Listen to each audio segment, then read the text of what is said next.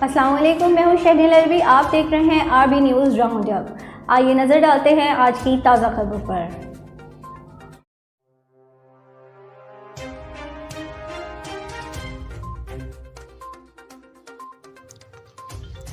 خبر شامل کرتے ہیں سرگودا سے۔ اس وقت آپ کو بریکنگ نیوز سے آگاہ کرتے ہیں۔ میٹروپولیٹن کارپوریشن سرگودا کی غیر قانونی طور پر تعمیر ہونے والی عمارتوں کے خلاف کارروائی۔